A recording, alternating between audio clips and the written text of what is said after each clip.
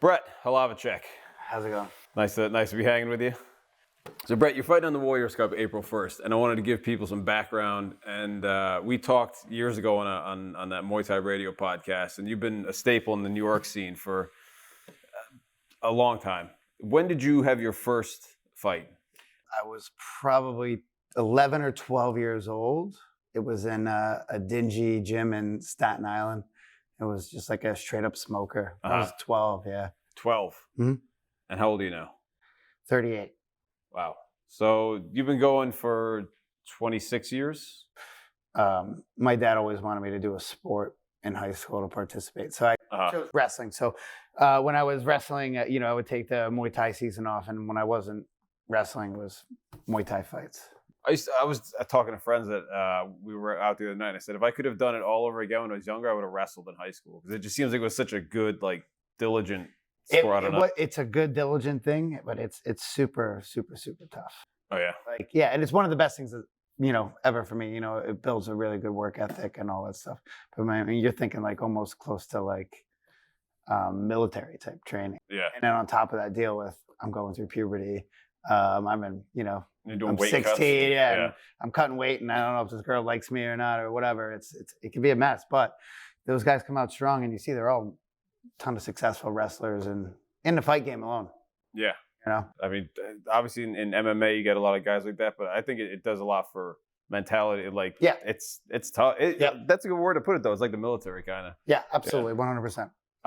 So you've been seeing the fight game progress, and now you the American WBC or the national WBC champion. At what weight is that?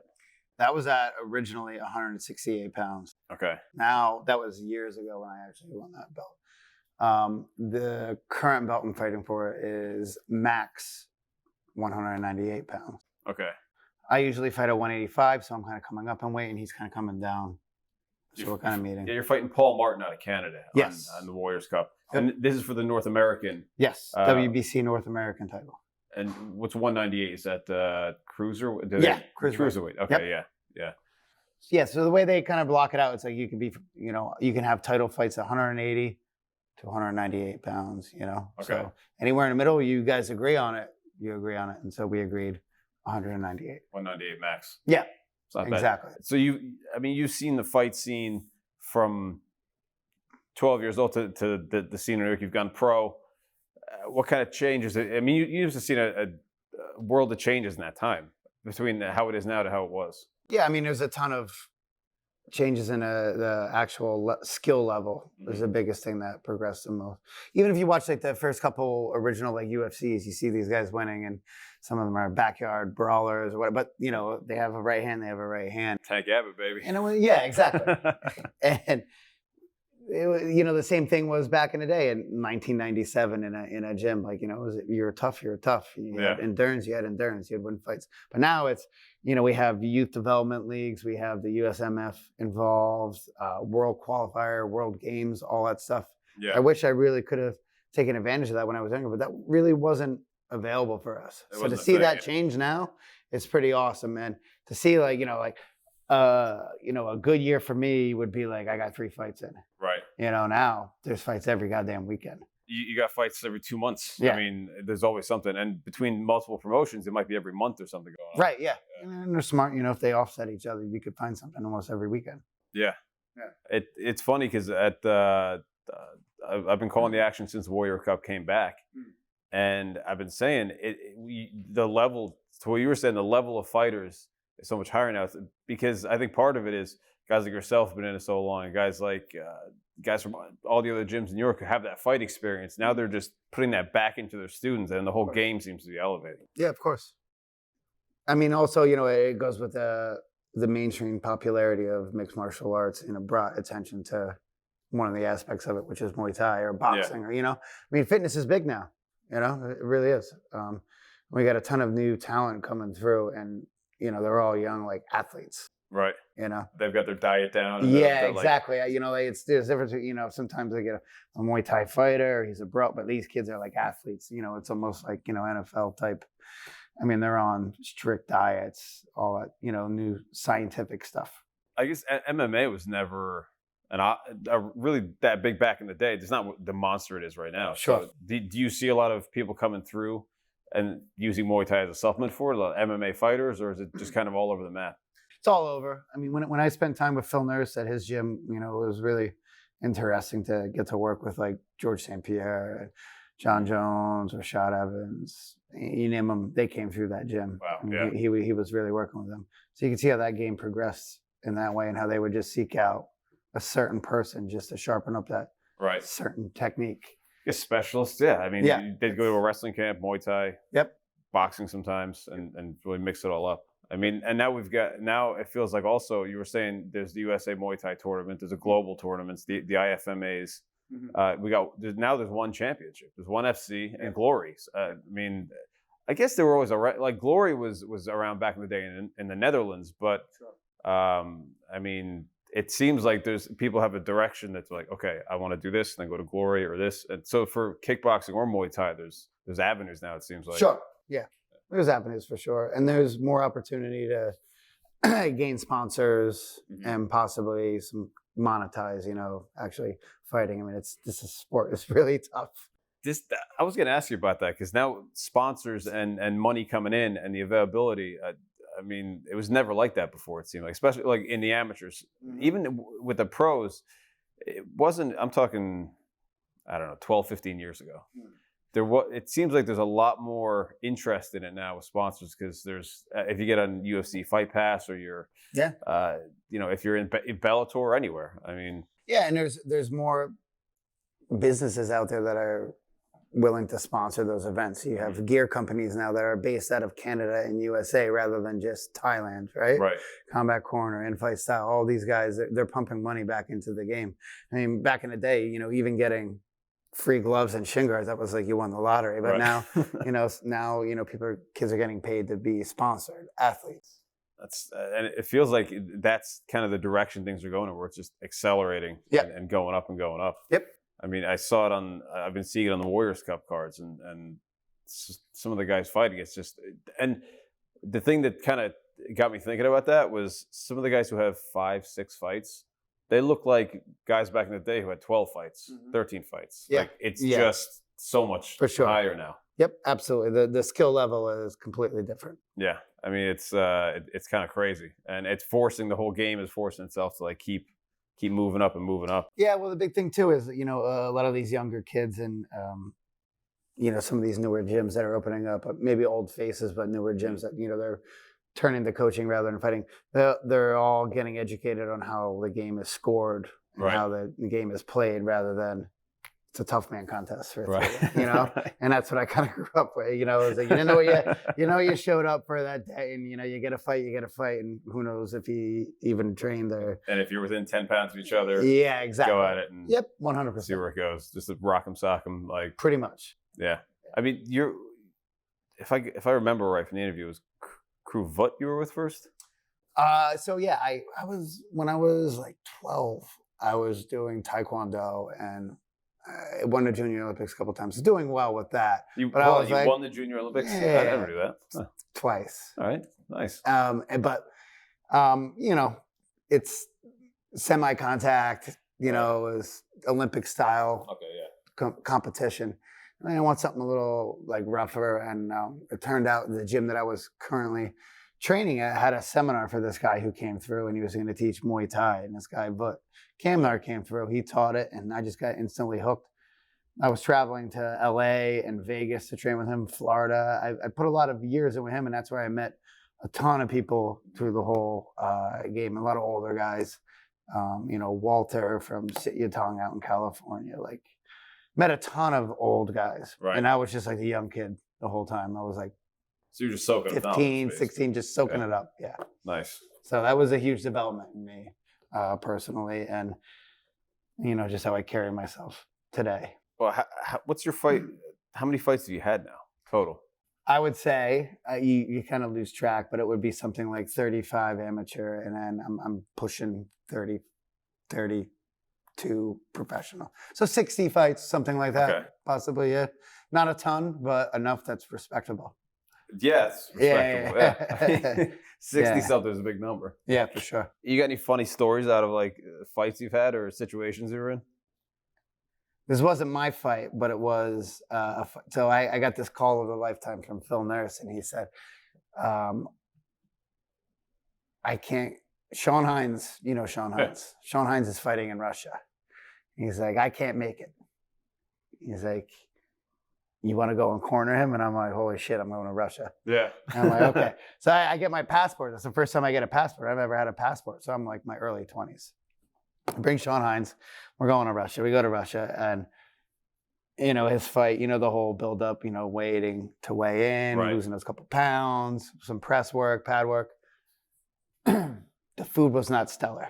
And where they put us, we were on the outskirts of Moscow. Okay. It was almost like a Rocky movie. Like, I'm like, oh, they're putting you in the GS. Like, all right, they're trying to make it hard for you. Like, I'm waiting for them to call us at 2 a.m. to wake us up. I've heard stories like that about Pride back in the day. Yeah. The foreigner they'd bring in, yeah, don't worry about it. We'll take care of you. They were, I mean, everybody was, I mean, for being Russian, they seemed pretty decent. Like, they, you know. Yeah. But we go, and the food is, it's horrible, and he's not, you know, getting enough food. And I remember my mom and my wife were like, bring ramen. So I had a bunch of ramen with me. Okay. So we just need to go out and get a wand. You know what's it called? Right, like you know, the electric stick. Yeah, because there's no kettle in the room because they're not going to give us a kettle. Right. Why would they give you a kettle? You're not allowed a kettle. So we go out, we buy the wand. We go out, and I come back, and I'm like, I'm really hungry, and I got a bag of Pringles here, and I got my ramen ready, and I stick the wand in, cook it, my shit, it all works out. Soup is good. Put it in, go over and sit. Sean is fighting that day, so, you know, he's like super hungry, and he's like, I need to eat for the day. He sticks the wand in, and it just explodes in his face. Ramen goes all over his face and shit. And I was just so like desperate for food. I was like, oh man, that sucks. And I just kept eating. I felt so bad, but he's like, motherfucker. You didn't get to eat that day. Man, how'd the fight go? It was a good fight. He lost a close decision, but I mean, it was Russia. Like, it was very... they were slanting everything against you in the first place. Yeah, but I think it was also the time when he fought a guy on... Do you remember Moonstone? Like, when 5 Points were doing shows at Roseland? Oh, I went to a few of those. Yeah, those Russians that came through. Okay. He fought that guy, Arthur, or whatever. One of the guys who fought in New York. Sean, I think, maybe beat him there, and then he rematched him in Russia. But the exact details. But interesting trip. For sure. That sounds like it, yeah. I mean, yeah. But just exploding in his face, and I'm like, you know, I should eat my food, but I'm like, I need to eat. There's just the food is such. It was, you know, it was just like the salad was greasy. It was just like we just couldn't get proper food for him, and I knew he had to fight that day. But who do you watch now? I mean, you're 65 fights in. What kind of style do you like to watch? What kind of fighters in particular? I still watch like the classics, Samat and Diesel Noy and all those guys. But also, you know, it's funny. I used to always, watch fights 24 hours a day. You get home from work, get home from training, watch fights. Now, literally, I'm almost like what my old coach was. I'm like, why did you watch this fight? And he's like, dude, I go home and I got to turn my brain off for a second.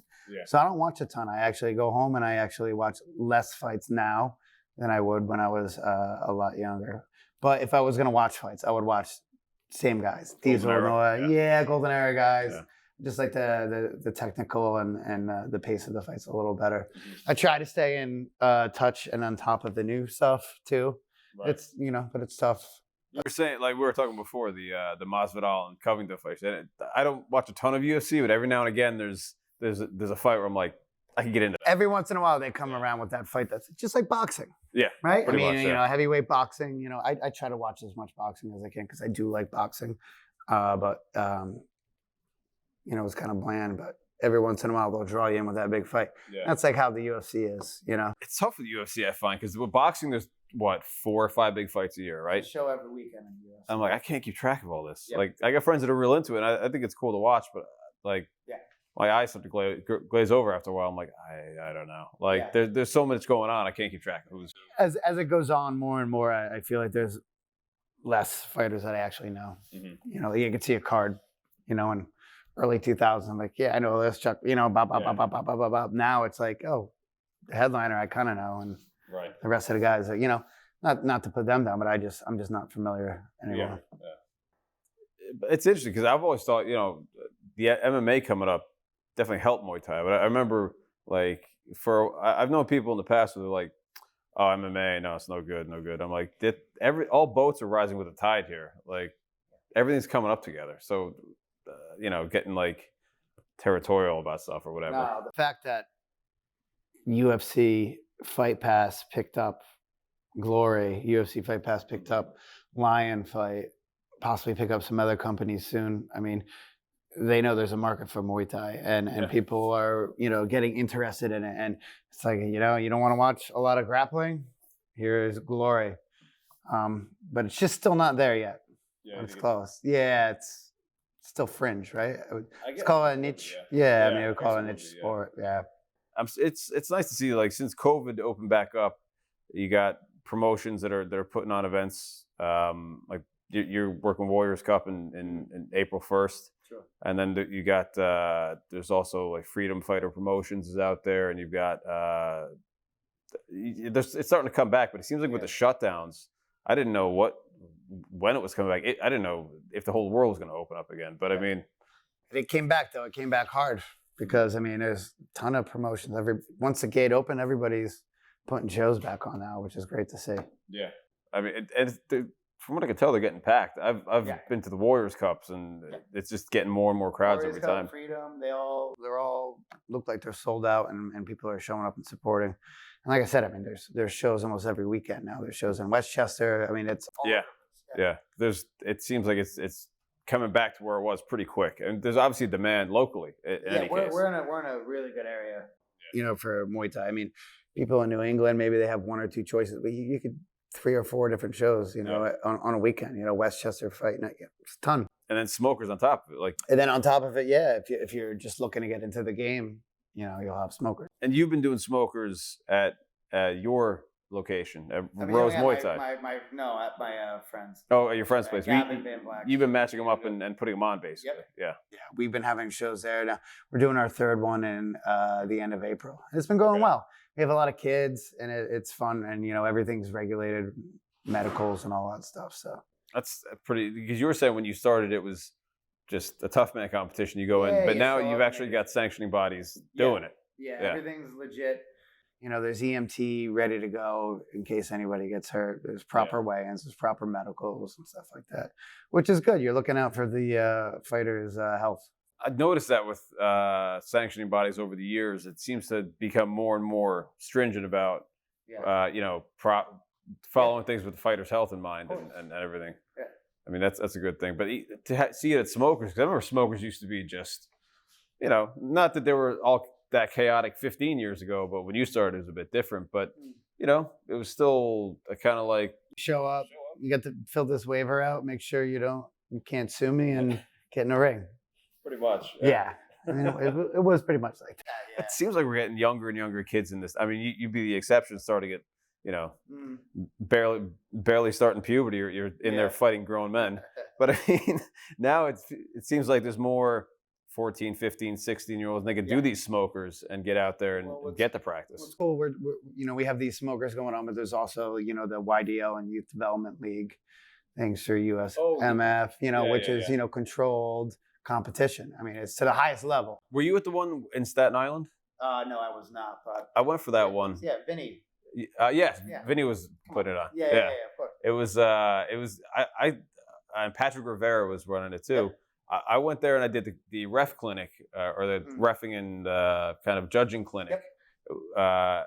So right before it, that went out, and after I came back from that show, I was like, that's the way. Like I was excited by it. I was like, wow. You're teaching and these kids are really good. They're 8, 9 years old. And I'm like, wow, balanced, moving. Right. Yeah. You're teaching them what scores, how to fight a Muay Thai fight, not go out there and like throw a Superman punch into spinning back fist. And, You can still do that if you want. You can still do that. I mean, but you know what I'm talking about. Like, what's a scoring technique and how to approach the game. And these youth leagues are very important for the sport now because it's going to raise these kids up. It reminded me of like a soccer tournament back in the day. Yeah. They had 3 rings going simultaneously, or 3 mats going simultaneously, and it was packed. Yep. Loaded with people. I was like, that's a lot of experience gained in one day, basically. And it was But then you do that, they progress to the international competitions and stuff. It's going to be cool. Yeah. Be interesting to see, the whole Olympics thing, Muay Thai is still got a ways to go from what I hear, but yeah. Yeah, I'm not sure when it's going to be fully included, but at least now there's a conversation happening about it. Yeah. And it's on the way. I think the IFMAs are still huge, and the USMF I think they're doing a lot of the Olympic qualifier events. Like they're doing that tournament in Denver. Yep. It's in March, so yeah. Maybe next weekend. It's like nationals. World qualifier. Yes. Yeah. And then I think the Worlds are in like Alabama or somewhere. Yeah. It's a ton of good guys in those fights too. I mean, it's exciting. I mean, if you wanted to go and watch the best talent in the United States, it would be that weekend to go. And yeah, I think so. Yeah. I mean, and then those winners go on to, because you were saying when you see the rosters on who's fighting on it, you're like, those are real fighters. No, yeah, they're all ranked, whatever you want to say. And then they go to the world qualifiers, and it's like now you got the best fighting the best at every weight, and it's. Yeah. I mean, it was probably popular when I was younger, but I just didn't have that avenue. I just didn't go. I did club shows and. Oh, kind of developed because those existed, and then that kept going and going and going. I mean, it seems like Muay Thai came up in part because there's the fight, which is the leveling field. Like, okay, you can practice or train however you want, but you got to fight, and then it'll kind of answer that question. Like, there's not a lot of the what's that Instagram page? Like McDojo or something like that? Like Bullshido or McDojo, those things. Yeah. It's fairly legit. And I used to be kind of like thinking about it one way, but now I see how different gyms are training different ways. And I'm like, okay, whatever. Like, however you do it, and then fight, and we'll see what's. Yeah, there's not just only the Thai way where it's like, right. and it's tough to expect somebody who works a 9 to 5 to come in and say, okay, run 4 miles, hit the bag for 10 rounds, pads for 10 rounds, we're going to clinch for 40 minutes, 300 abs, then come back and do that 4 hours later. Well, you just had a guy on Carol on the Warriors Cup show. Yeah. So, and that's through Rose Muay Thai, which you've opened up you said Bushwick. Right. It's in Ridgewood, Bushwick, like right there on the border. But yeah, I'm running the program out of my good friend Gabe Marte's jiu-jitsu school, the dojo. Okay. So I kind of took over the Muay Thai program and helping him run that and competition team and stuff like that. Those two complement each other. They got a wrestling program, then they both work hand in hand. Yeah, and it's nice. We work together, and it keeps me busy, and I kind of stay out of his hair and kind of focus on the fighters, and we can get people going. And he's still doing the jiu-jitsu thing too. Yeah. When did you start that program? I did it probably part-time, maybe 4 years ago. And then, COVID kind of happened, and I wasn't going to the city as much anymore. Okay. And then I was just spending more time in town at the dojo teaching at Rose. So I was like, this is going well enough. I don't need to go back to the city anymore. So I haven't been back in the city in a while. How did it go with the shutdowns? Were you guys out for a year and a half or 6 months or? No, we were out for about 6 months. New York was pretty tough. I mean, as far as they were just like, no, like everyone's out. Yeah. And, and then we finally started getting, some momentum back. And then this Christmas, you got hit with the Omicron, we had to shut down for another week of that. I mean, that swept through real quick. Yeah. But yeah, we're open now, and we're just, trying to get members back and get back to normal.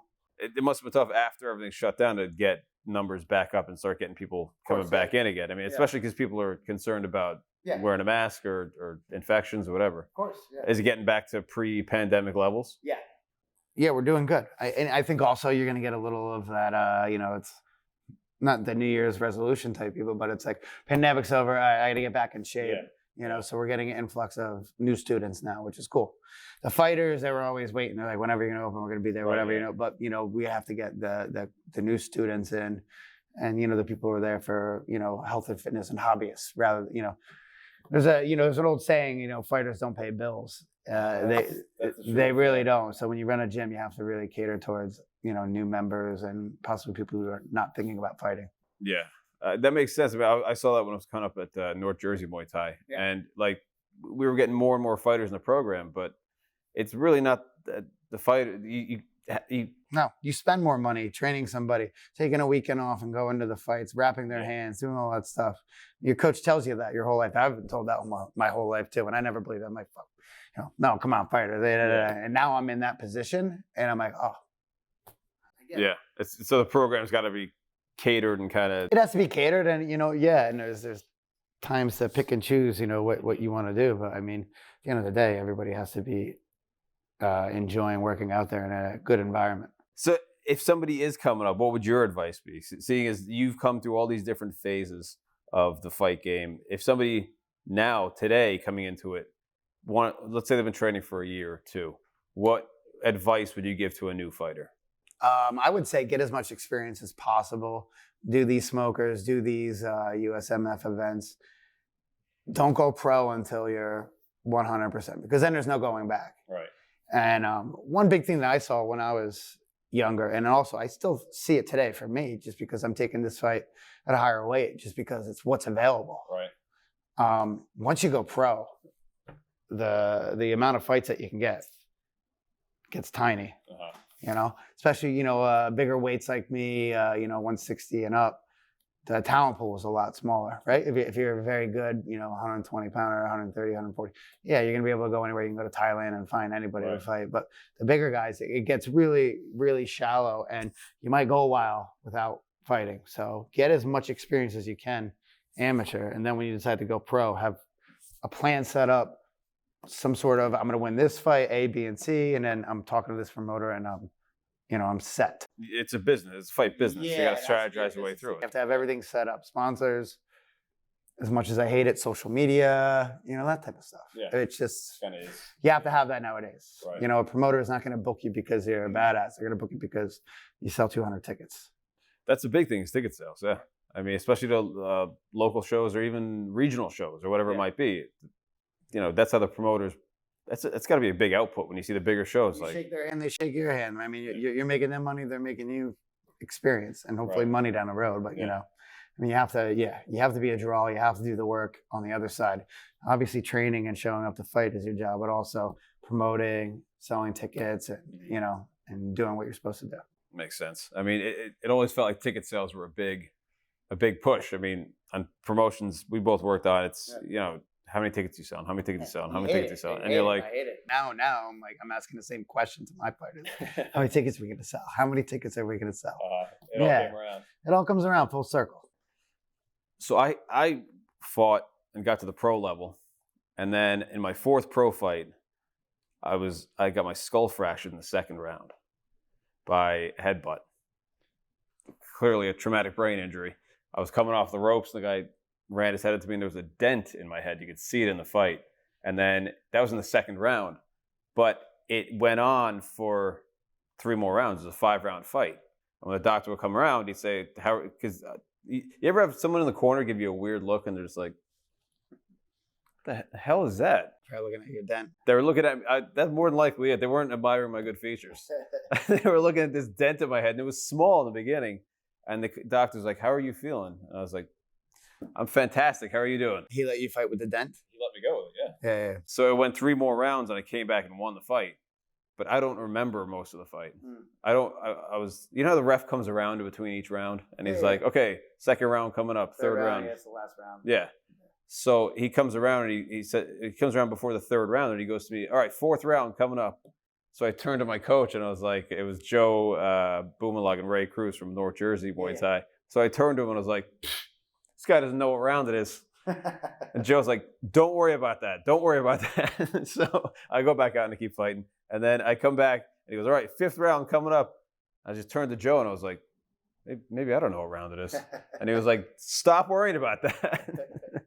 But it was just, I think I was blacked out for the whole second round, or the rest of the second round and the third round. I got knocked down twice in it, and it was a 3 knockdown rule, so I was able to come back from it. But then I had to have a metal plate in my head for a year. Yeah, that's what I was going to say. What did they have to do? Peel your face back? Pretty much, yeah. They like cut me open right here, bring it down, put the plate in, screw it in. And then I later come to find out from the doctors, we got to take that plate out. I thought it was just going to stay in there. And I was like, all right, I'm part Terminator now. That's cool. I'll go with that. Set off the metal detector at the airport. Yeah.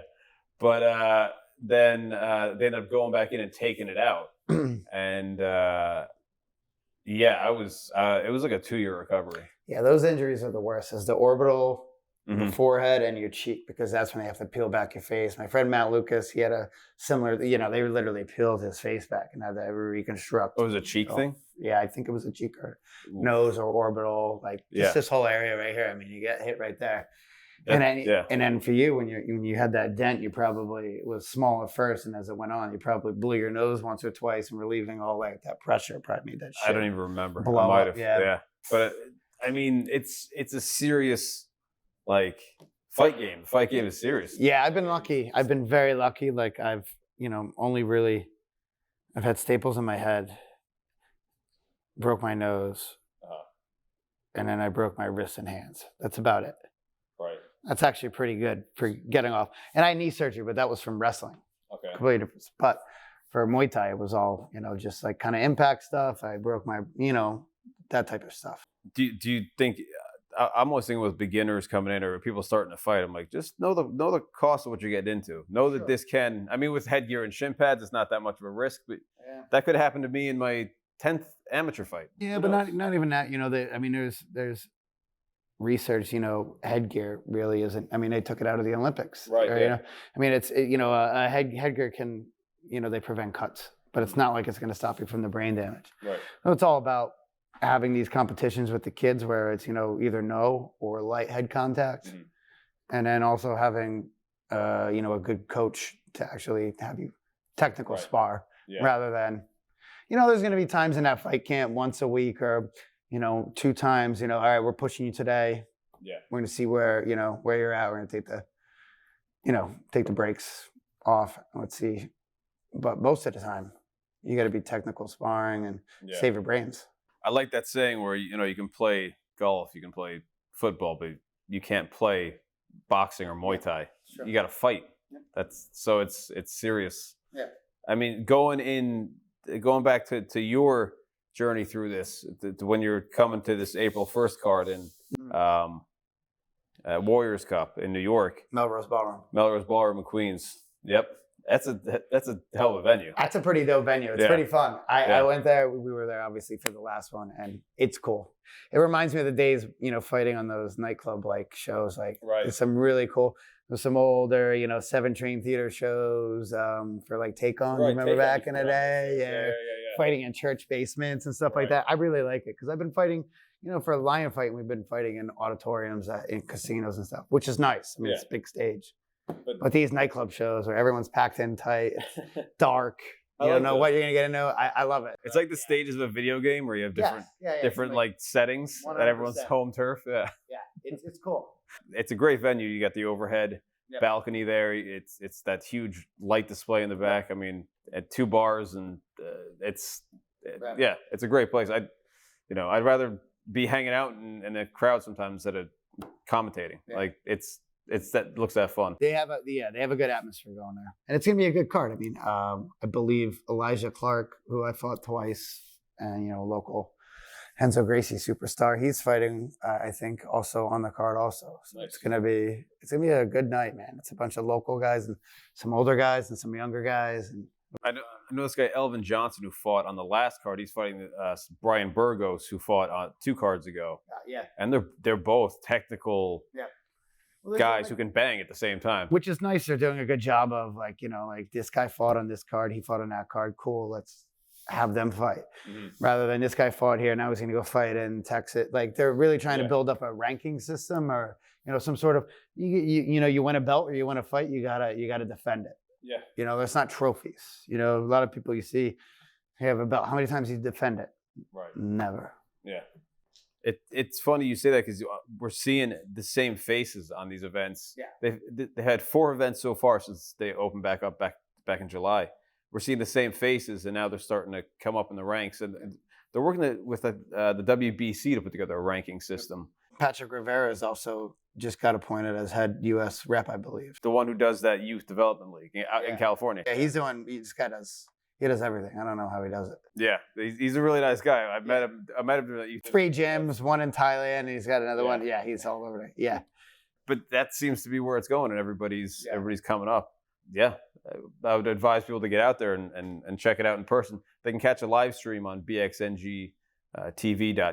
Yeah. But there's nothing like being in the room. Sure. That venue's great for it because it's compact enough, but still enough space with two levels. That old club, like I said, it's got a good vibe to it. Like somebody should be smoking cigars on the side. Yeah, it might be in a movie or something like that. It's not quite Fight Club, but it's good. It's a nice club atmosphere. It's a fancy Fight Club. Yeah, exactly. And I really like fighting on those cards. The more intimate and like cooler shows. Yeah. It's cool. Yeah. It's not just in all right, here's a stage, put the ring on it.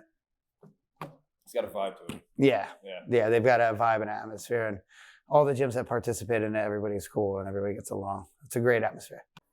To get back into your career, as a fighter, how important is it to have someone supportive behind you and with you and working with you? Oh, it's super important. Yeah. Yeah, I mean, it's super necessary. It's a lonely road. Yeah. It's a lonely road. She knows exactly what I'm going through, and it's very, very important to have somebody that supports your career, because there's going to be times where you're not making a ton of money. There's going to be times where you're not going to be around for them. Right. But for somebody to understand that you're going through, and they would be in the same shoes at some point because she fought before. Right. She understands, like, okay, give me a little slack. But yeah, somebody who's not used to that, it's not gonna work. I've seen that kind of happen too, where it just creates this friction, this tension, right when you wouldn't want that going on, when you got a fight coming up or a tournament coming up, and it's like. Yep. Have you had that? Yeah, I've had good experience in the past, and I've had to do it solo as well. Solo, it's just different. But I've had very supportive partners in the past. But then I'm just thinking of one memory. Well, let me just throw my ex's name. Yeah, exactly. No, I've had situations where I had a fight coming up or a tournament coming up, and all of a sudden, we have a big argument like 2 nights before, huh? Yeah. And it's just like, come on, like.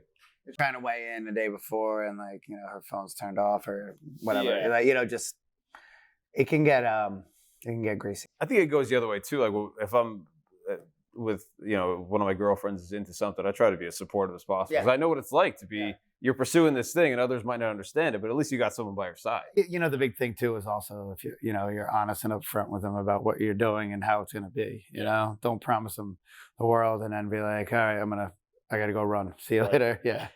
Yeah. We're not going out to the movies tonight. I'm running and eating boiled chicken or, like. Yeah.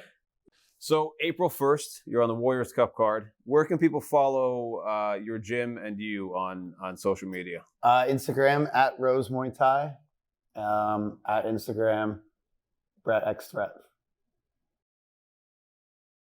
And you can follow Warriors Cup at Warriors Cup _3PP for 3 Pillar Promotions. And then if you want to stream the fight, it's at bxngtv.com. And if you want to attend it, it's at Melrose Ballroom in Queens. You can go to 3pillarpromotions.com. And you can follow me on Instagram at Liam Talks Fights, LIAM Talks Fights.